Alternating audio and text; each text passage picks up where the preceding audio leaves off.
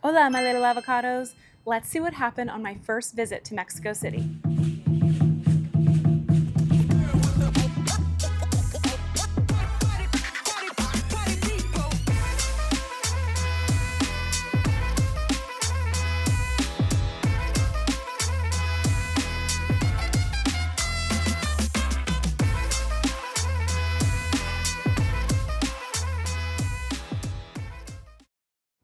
Today, we're flying from Guadalajara to Mexico City.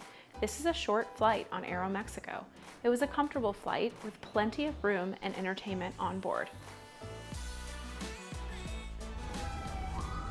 Arriving for my first time, I seemed to be engulfed by a hodgepodge of smells, sounds, and people. We decided to take an Uber to our next hotel room due to the mayhem of transportation options. Welcome home for 4 days. Oh. Cozy. We dropped our bags and headed to this little vegan spot named Vegamo. Watermelon radishes. Look at this cuisine. Mushrooms, edamame, ramen noodles. Oh my goodness. I am so excited. We ordered 2 entrees, a pesto gluten-free pizza, which was absolutely delicious, and mushroom pozole that warmed me up during this cool summer night. Buenos dias. We're headed to Teotihuacan today. Every great day starts with a cup of coffee. I found this cute little spot called Tierra Gara that had local coffee and cacao. We strolled the streets listening to the birds while bobbing and weaving through the parks while waiting to meet our tour guide.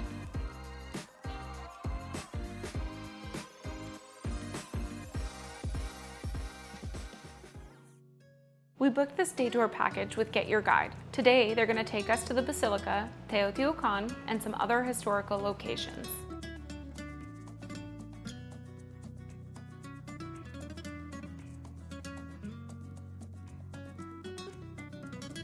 Our first stop on this tour is at the ancient city of Tenochtitlan, which I found really exciting that it had just been rediscovered in 1978. As I followed our tour onto these ancient grounds, I felt a sense of uneasiness. Our guide, Lily, shared what took place on this site during the time of Montezuma, which strongly confirmed the feeling I had felt earlier. The chapel that leans before us was built using stone from the ancient Aztec building that was here when missionaries arrived. In this spot, you can really feel where the old and new world collide.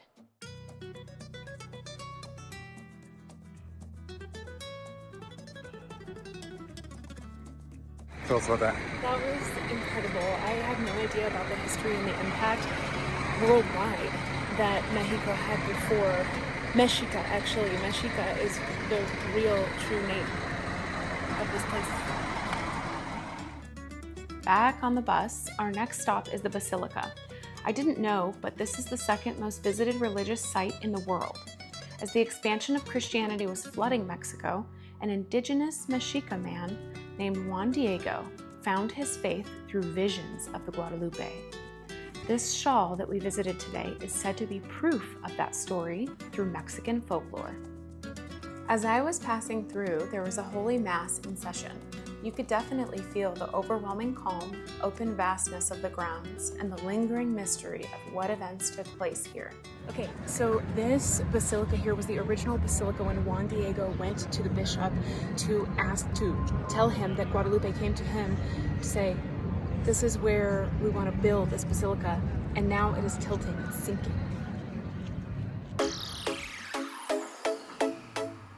The reason for the basilica sinking is because Mexico City was built on an ancient brackish lake named Texcoco.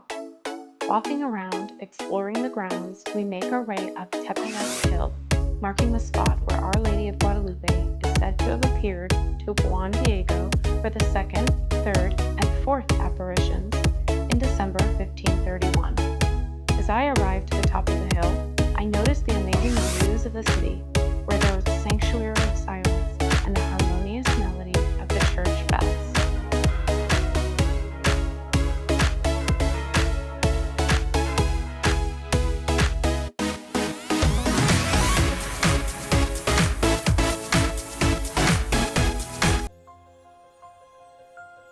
Walking back down the hill, I noticed there are at least 6 small churches or chapels on this property. One of the churches that caught my attention was Chapala del Puchito, the oval Baroque chapel built over a natural spring believed to bring miraculous healing benefits. Millions of people have made the pilgrimage to this site. Continuing to walk the grounds, we came across another chapel named Chapala de Indios, built in 1649. This is where Juan Diego originally lived, as you can see the living quarters in this chapel. I'm not a strictly religious person, but I did find this location to be surprisingly humbling and spiritual. I just got a churro here outside the Basilica, and it looks so fresh, and I can't wait to try it. It's airy, it's lovely. Oh my god. Full of churros and enthusiasm, we hop back on our tour bus for an hour-long drive to Teotihuacan, the main attraction of the tour. Our first stop is going to be visiting with some local craftsmen where they show us how the agave has been used, how tequila is made, and how the obsidian was important to the local economy.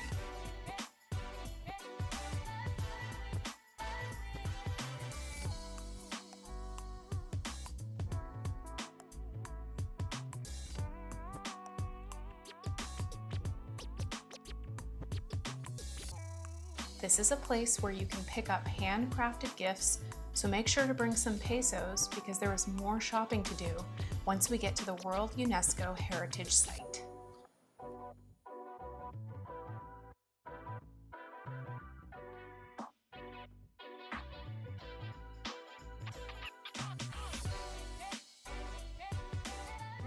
And this is fresh tortilla.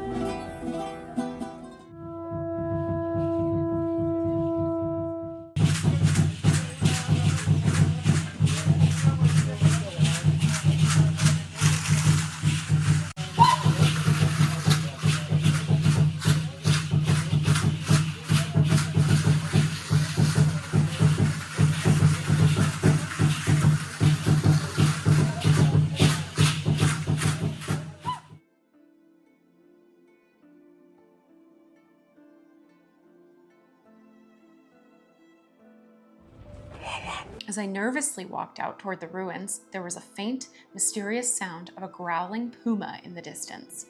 That is when it began to sprinkle. Lily was telling us about how the paint and ruins had been preserved and what had been restored throughout the years. As I looked closely at the murals, I noticed the red pigment. This is iron oxide derived from the soil, widely used in Mesoamerica. The red color was a symbol of life, blood, fertility, and power. Applying this pigment was seen as invoking protection. It was believed to ward off evil and maintain spiritual cleanliness. It was so incredible to see how much of this site had been preserved after thousands of years. The tour felt extra special because we had access to rooms that had not been opened before.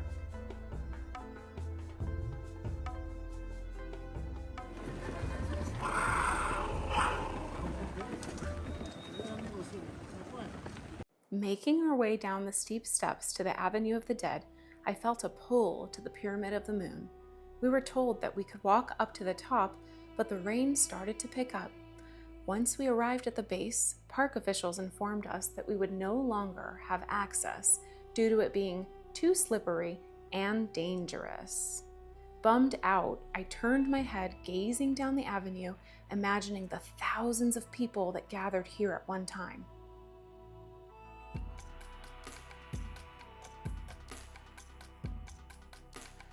Walking down the avenue, I noticed many hawkers set up selling goods that represented this unique and powerful place. I wonder about the design of this massive complex populating 125,000 people, covering over 8 square miles. These ancient peoples were here 1,000 years before the Aztecs arrived.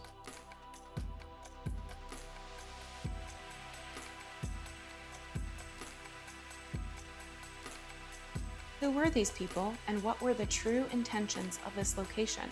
We may never find out, but I'm on the search to uncover what this hidden mystery reveals. After a jam-packed long day adventure, the Get Your Guide app turned out to be the hidden gem we didn't know we needed.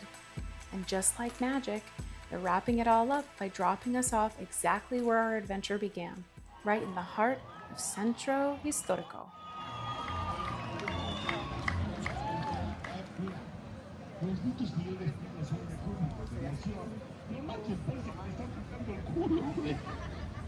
¿Sabes qué? Ponlos ahí. Los voy a regalar al último, acabando mi show. Mira, ni que en eso no estás tan mal. Pero quiero decirte que ya estás mortal. Que ya estás bueno de estarías en el canal. Pero la verdad, ni la acabas de andar.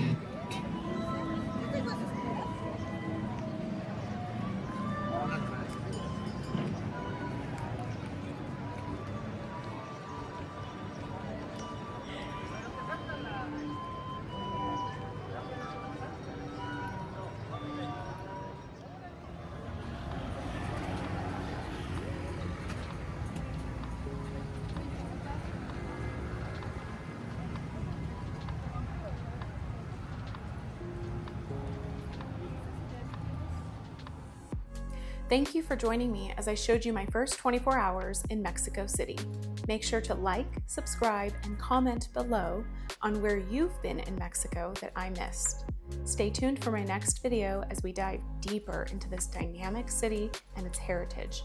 Adios, my little avocados.